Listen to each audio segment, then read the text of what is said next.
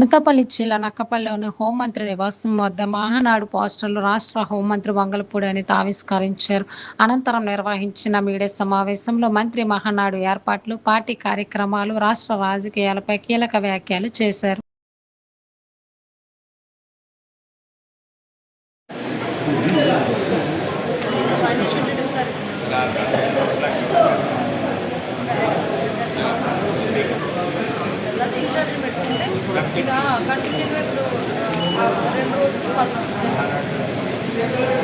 అన్ని బాగుపడతాయి, కంగారు పడక. ఎందుకు చిన్నపిల్లడా?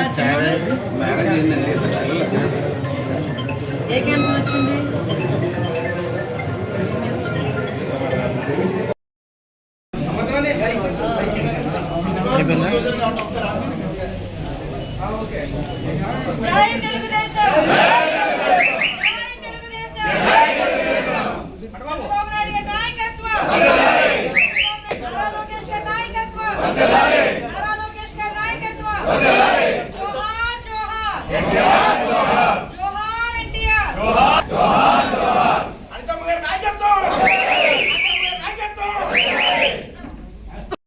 ప్రత్యేకంగా మీ అందరికీ తెలుసు, ప్రతి సంవత్సరం కూడా తెలుగుదేశం పార్టీ కుటుంబ సభ్యులందరూ జరుపుకునే పెద్ద పండుగ మహానాడు. నాయకుడు నిజంగా చెప్పాలంటే సినీ వినీలాకాశంలో రారాజుగా ఎదిగి రాజకీయంలో కూడా ఒక చరిత్ర సృష్టించిన మహానుభావుడు నందమూరి తారక రామారావు గారు పార్టీ పెట్టిన సందర్భం కానీ, ఆయన పుట్టినరోజుని ఈరోజు స్మరించుకుంటూ ప్రతి సంవత్సరం చేసుకునే మహానాడు ప్రతి సంవత్సరం కార్యకర్తలందరికీ కూడా ఒక పెద్ద పండుగ లాంటిది. అయితే కరోనా పరిస్థితుల్లో కూడా ఈ రోజు కూడా మహానాడు ఆపే ప్రయత్నం కూడా చేయలే. ఆ రోజు కూడా డిజిటల్ గా లోనే కరోనా సమయంలో కూడా మహానాడిని జరిపించుకొని కార్యకర్తలందరూ ఏదైతే ఆశిస్తారో కార్యకర్తలందరూ ఆశల మేరకు ఆ రోజు కూడా పనిచేయడం జరిగింది. అయితే నందమూరి తారక రామారావు గారు పార్టీ పెట్టిన తర్వాత, ఆత్మగౌరవ నినాదంతో పార్టీ పెట్టిన తర్వాత, ఆత్మగౌరవ నినాదంతో పాటు ఆత్మవిశ్వాసాన్ని కూడా జోడించుకొని గౌరవ ముఖ్యమంత్రి గౌరవ నారా చంద్రబాబు నాయుడు గారి నేతృత్వంలో మరి ఇప్పుడు యువరక్తం ఒక నవశకానికి నాంది పలకాల ఉద్దేశంతో ఈరోజు యువరక్తం ఈరోజు వర్కింగ్ ప్రెసిడెంట్ గా, జాతీయ వర్కింగ్ ప్రెసిడెంట్ గా గౌరవ నారా లోకేష్ గారు నియమితులు అయిన తర్వాత జరగబోయే మొట్టమొదటి మహానాడు. అయితే ఒక దురదృష్టం అదృష్టం తెలియదు కానీ ఏదైనా మన మంచికే అనుకోవాలి. ఈరోజు కానీ ఒక పొదుపు చర్యలో భాగంగా గౌరవ ప్రధానమంత్రి నరేంద్ర మోడీ గారి పిలుపు మేరకు ఈరోజు మొట్టమొదటిసారిగా ఒక విజనరీ కలిగిన నాయకుడిగా దేశ భవిష్యత్తును, అదేవిధంగా ప్రపంచ స్థాయిలో ఉన్న ప్రతి ఒక్క సిచ్యువేషన్ ని కూడా ఆవలింపు చేసుకొని ముందు తరాలకి మంచి చేయాలనే సంకల్పంతో దృష్టి పెట్టిన గౌరవ ముఖ్యమంత్రి నారా చంద్రబాబు నాయుడు గారు ప్రత్యేకంగా పొదుపు చర్యల్లో భాగంగా తను ఒక నిర్ణయం తీసుకోవడం జరిగింది. ఆ అనేకమైన నిర్ణయాలు తీసుకున్న ఆ నిర్ణయంలో ప్రత్యేకంగా మీ అందరికీ తెలుసు, ఈ మహానాడుని అంగరంగ వైభవంగా నెల్లూరు జిల్లాలోని చేయాలి అన్న ఒక దృక్పథంతో ఇంతవరకు కూడా మేము ఉన్నాం.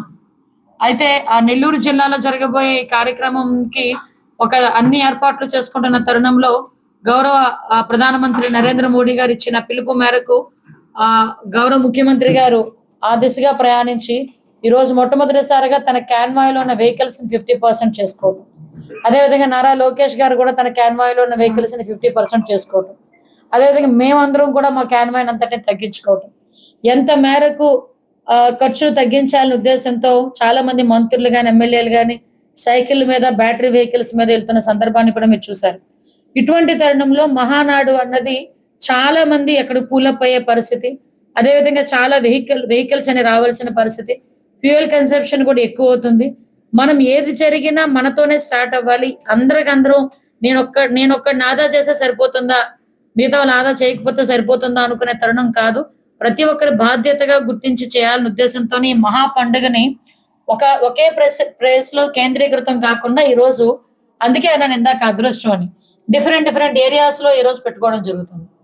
ఇంతకుముందు మహానాడు అంటే కాన్స్టిట్యున్సీ లెవెల్లో మేమందరం ఒకటి పెట్టుకునే వాళ్ళమే, జిల్లా లెవెల్లో ఒకటి పెట్టుకునే వాళ్ళం. కాన్స్టిట్యున్సీ లెవెల్లో పెట్టుకుంటే మహా అయితే ఒక 2000 మంది వచ్చేవారు, లేకపోతే 5000 మంది మేమందరం కూడా మా కార్యకర్తలు. అదేవిధంగా ఈ రోజు జిల్లా లెవెల్కి వచ్చేసరికి జస్ట్ ఒక 500 మంది వెళ్ళేవాళ్ళు. అదే రాష్ట్ర స్థాయికి వెళ్ళేసరికి ఒక 200 మంది నియోజకవర్గం నుంచో లేకపోతే 500 మంది అలా వెళ్ళేవారు మనకి ఆహ్వానితులు. కానీ ఈ రోజు ఏంటంటే మహానాడు పండుగ ఇలా జరుగుతాదా అని క్లస్టర్ స్థాయి వరకు కూడా తెలియజెప్పాలి.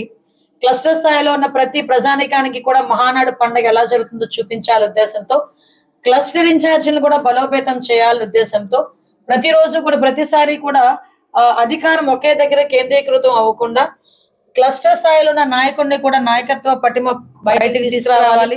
నాయకులు తయారు చేయాలనే ఉద్దేశంతో గౌరవ ముఖ్యమంత్రి గారు తీసుకున్న మంచి నిర్ణయం.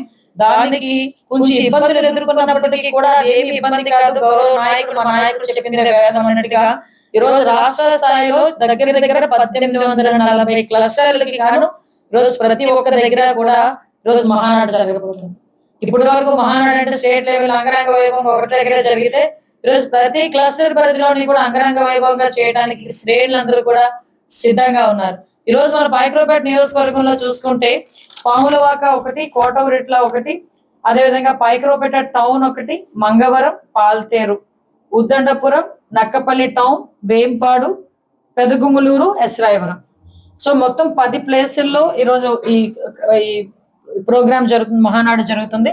ఈ మహానాడు దగ్గర ప్రతి ఒక్క ప్రజానికం, అదే విధంగా మాకు ఒక వ్యవస్థ ఉంది, మీకు తెలుసు, మా తెలుగుదేశం పార్టీ కుటుంబానికి యూనిట్ వ్యవస్థ, క్లస్టర్ వ్యవస్థతో పాటు బూత్ ఇన్ఛార్జెస్ తో పాటు కేఎస్ఎస్లు ఉంటాం మా దగ్గర.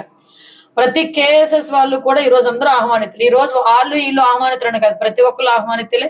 అక్కడ ఏదైతే విజయవాడలో జరుగుతుందో సెంట్రల్ ఆఫీస్ లో ఆ కార్యక్రమం అంతా కూడా వీక్షించే విధంగా అక్కడ ఎవరైతే స్పీకర్స్ ఉన్నారో వాళ్ళు మాట్లాడేది కానీ, అభివృద్ధి సంక్షేమ కార్యక్రమాలు కానీ, రాజకీయ తీర్మానాలు కానీ, మహానాడులో పెట్టబోయే తీర్మానాలు కానీ, వీటన్నిటినీ గురించి ప్రజలందరికీ తెలియజెప్పే విధంగా ఒక స్క్రీన్స్ ను కూడా ఏర్పాటు చేస్తున్నాం.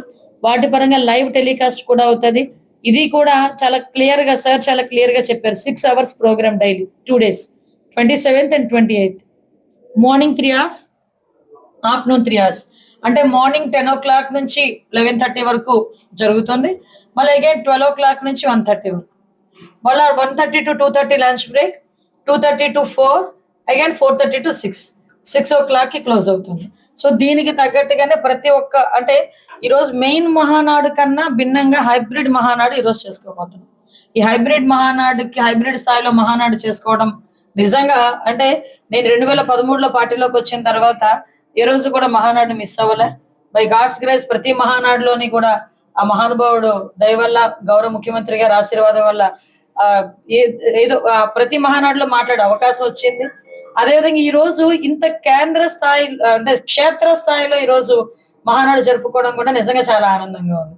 ఎందుకంటే ప్రతి ఒక్కరు పసుపు చొక్కాలు వేసుకొని, పసుపు తోరణాలు కట్టుకొని, పసుపు జెండా పట్టుకొని నిజంగా గౌరవ ముఖ్యమంత్రి గారు చేస్తున్న ప్రసంగాన్ని వింటూ, గౌరవ నందమూరి తారక రామారావు గారు చేస్తున్న అనేకమైన అప్పుడు పార్టీ పెట్టినప్పటి నుంచి ఉన్న విషయాలని క్రోడీకరించుకొని, నిన్న మొన్న నేను 2-3 దగ్గర విన్నా. ఇందాక ఉద్దండపురం వెళ్తే ఒక పెద్ద ఆయన, చాలా పెద్ద ఆయన, అతను పార్టీకి సంబంధం ఉండదు, కానీ ఆయన ఏంటంటే కేవలం ఆ పార్టీ మీద ఉన్న అభిమానంతో, మా మీద ఉన్న అభిమానంతో నేను అక్కడికి వస్తున్నానని వెళ్ళాడు. వచ్చి అమ్మ మహానాడు మా ఊర్లో చేస్తున్నావా? అవునయ్యా పెద్దయ్యా అంటే ఎంత హ్యాపీ ఫీల్ అయ్యాడంటే, మహానుభావుడు పెట్టిన పార్టీ అమ్మ, దూరం నుంచి చూసాం మేము అతనితో. కంటే ఇంకొక ఆయన అన్నారు, నేను వాళ్ళ ఇంటికి వెళ్ళానండి, ఎన్టీ రామారావు గారి ఇంటికి వెళ్ళానండి. అంటే ఈ రోజు ఎన్టీ రామారావు గారితో పరిచయం ఉన్న ప్రతి ఒక్క వ్యక్తి కూడా ఈ రోజు ఎంత ఆనందపడతారంటే, ఆయన నిజంగా అందుకే యుగ పురుషుడు అన్న విషయానికి కూడా నాంది అందుకే. సో అటువంటి వ్యవస్థాపక ఎన్టీ రామారావు గారు పెట్టిన పార్టీలో మేమందరం కూడా ఒక కార్యకర్తగా ఉంటే చాలు అనుకున్న సందర్భాలు చాలా ఉన్నాయి. అలాంటి కార్యకర్త దగ్గర నుంచి ఈ రోజు మాలాంటి వాళ్ళందరినీ ఎంతో ఉన్నతమైన పొజిషన్ లో కూర్చోబెట్టిన ఘనత కలిగిన పార్టీ. ఆ పార్టీకి మేము ఎప్పుడు కూడా రుణపడి ఉంటాం. ఈ 10 ప్లేసుల్లోని కూడా పైక్రోపేట నియోజకవర్గమే కాదు, రాష్ట్రం మొత్తం 1800 పైగా ఉన్న క్లస్టర్ అన్నిటిలోని కూడా అంగరంగ వైభవంగా జరుగుతున్న ఈ మహానాడికి ప్రతి ఒక్కరికి కూడా స్వాగతం పలుకుతూ, అభివృద్ధి సంక్షేమ కార్యక్రమాల్లో ప్రజానికాన్ని భాగస్వాములు అవ్వమని మీ అందరికీ కూడా కోరుకుంటున్నానండి.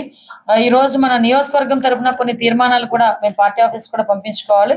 దానికి సంబంధించి ప్రత్యేకంగా గౌరవ ముఖ్యమంత్రి గారు, అదేవిధంగా గౌరవ ఉప ముఖ్యమంత్రి గారికి, అదేవిధంగా ముఖ్యంగా నారా లోకేష్ గారికి ప్రత్యేకంగా ఆ పైక్రోపేట నియోజకవర్గంలోనే అంటే రాష్ట్ర స్థాయిలోనే అతిపెద్ద పరిశ్రమ ఆర్సిలర్ మిట్టల్ నిపాన్ స్టీల్స్ రావటం అనేది నిజంగా ప్రపంచం మేమందరం కూడా గర్వించదగ్గ విషయం. అటువంటి స్టీల్ ప్లాంట్ ని పైక్రోపేట నియోజకవర్గంలో ఏర్పాటు చేసినందుకు గాను తెలుగుదేశం పార్టీ జాతీయ అధ్యక్షులు నారా చంద్రబాబు నాయుడు గారికి, అదేవిధంగా ప్రధాన కార్యదర్శి వర్కింగ్ ప్రెసిడెంట్ నారా లోకేష్ గారికి కూడా ప్రత్యేకంగా ధన్యవాదాలు తెలియజేసుకుంటున్నాం. అదేవిధంగా ఈరోజు మా వాళ్ళు రాశారు ఇది యాక్చువల్ గా నిజంగా అదొక నాకు అదృష్టమే. ఎంతో పెద్ద పెద్ద నాయకులు ఉండాల్సిన పాలిట్ బ్యూరో స్థానంలో ఈరోజు మాలాంటి వాళ్ళని కూడా రెండోసారి పాలిట్ బ్యూరో సభ్యురాలుగా పెట్టారు సార్. నిజంగా అది నాకు అదృష్టం కింద భావించారు. ఎందుకంటే పాలిట్ బ్యూరో సభ్యులం అనేసరికి పార్టీలోనే ఒక క్రీమీ లేయర్, ఒక డెసిషన్ మేకింగ్స్ ఉన్న ఒక సభ్యులం మేమందరం కూడా. అంటే మాకు లాంటి వాళ్ళని కూడా, అంటే వెనకాతల బ్యాక్గ్రౌండ్ లేని నాకు లాంటి వాళ్ళని కానీ, అసలు మండల స్థాయి ప్రెసిడెంట్ ని కూడా ఈరోజు తీసుకొచ్చి పాలిట్ బ్యూరోలో కూర్చోబెట్టిన ఘనత నారా లోకేష్ గారికి దాన్ని మనం చెప్పుకోవాలి. అంటే ఒక సామాన్య కార్యకర్త కూడా పాలిట్ బ్యూరో స్థాయికి వెళ్ళగలరు. ఒక మండల పార్టీ ప్రెసిడెంట్, ఒక ఎంపీపీ, ఒక లేడీని తీసుకొచ్చి ఈరోజు విజయనగరం గజపతి నగరం నియోజకవర్గంలో ఆవిడని తీసుకొచ్చి పాలిట్ బ్యూరో స్థానంలో కూర్చోబెట్టారు. అంటే దీన్నే అన్నాను ఇందాక, నవశకానికి నాంది అని. అంటే గౌరవ లోకేష్ గారు ఎప్పుడు చెప్తుంటారు, సీనియర్ని గౌరవిస్తుంటాం, సీనియర్లు ఇచ్చిన సూచనలు సలహాలు తీసుకుంటాం, అదేవిధంగా యువతని ప్రోత్సహిస్తాం. దానిలో భాగంగానే ఈరోజు ప్రత్యేకంగా ఇదే ఎజెండా మీద, అదేవిధంగా స్త్రీ శక్తి ఎజెండా మీద ఈరోజు మహానాడు వెళ్ళబోతోంది. దీనికి ప్రతి ఒక్కరు కూడా ఆహ్వానితులే. పాయకరపేట నియోజకవర్గంలో ఉన్న తెలుగుదేశం పార్టీ కుండప సభ్యులే కాదు, తెలుగుదేశం పార్టీ అభిమానులు, అతి ముఖ్యంగా అభివృద్ధిని అభిమానించే అభిమానులు ప్రతి ఒక్కరు కూడా రావచ్చు అని చెప్పి ఈ వేదికగా పాయకరపేట నియోజకవర్గ ప్రజలందరికీ కూడా ఆహ్వానం పడుతున్నాం. Thank you. అందులోని మాకు సాధారణంగా మన పాయకరపేట నియోజకవర్గానికి సంబంధించి ఈ పరిశ్రమల్లో వచ్చిన వాళ్ళకి ఉద్యోగ అవకాశాలు కల్పించాలని, అదేవిధంగా మనకి మెయిన్ చాలా మంది మహిళా జూనియర్ కాలేజ్ ఏర్పాటు చేయమని కూడా కోరుకున్నారు. ఇవన్నీ కూడా మాక్సిమం వాటర్ ప్రాజెక్ట్ ఇవన్నీ కూడా రెగ్యులర్ గా జరిగే ప్రొసీజర్సే. వీటన్నిటితో పాటు మీకు తెలిసి 2 సంవత్సరాల కాలంలో పాయకరపేట నియోజకవర్గంలో ఆర్సిలార్ మిట్టల్ లాంటి పరిశ్రమలు రావడం ఒక ఎత్తు అయితే, ఈరోజు రెవెన్యూ డివిజన్ సపరేట్ చేసుకున్నాం ఈరోజు. అదేవిధంగా ఎన్నో సంవత్సరాల కళ కోర్టు లేదు మన కాన్స్టిట్యున్సీకి. ఆ కోర్టు ఏర్పాటు చేసుకోవడానికి కూడా గౌరవ మంత్రి గారు ఫరూక్ గారు ఒక చిన్న లెటర్ ఇచ్చిన వెంటనే, అమ్మ బిడ్డ నీకు కాన్స్టిట్యున్సీ లో కోర్టు లేదన్నావు కదా, పెడుతున్నారా అని చెప్పి పిలిచి మరి, అంటే నిజంగా ఒక్కొక్కసారి నేను అంటున్నా ఐఎమ్ సో బ్లెస్డ్ అంటూ ఉంటాను. అందుకే అంటే అడగకుండానే అమ్మాయిని అడగకుండా అన్నం పెట్టదంట, కానీ అడగకుండానే ఈరోజు గౌరవ ముఖ్యమంత్రి గారి చొరవతో నియోజకవర్గానికి అన్ని వస్తున్నాయి. దీనికి ఎప్పుడు కూడా నియోజకవర్గ ప్రజలుగా మేము అందరం కూడా ఎప్పుడు రుణపడి ఉంటాం. దీనికి మీ అందరూ సహాయ సహకారాలు కూడా కోరుకుంటున్నాం. Thank you.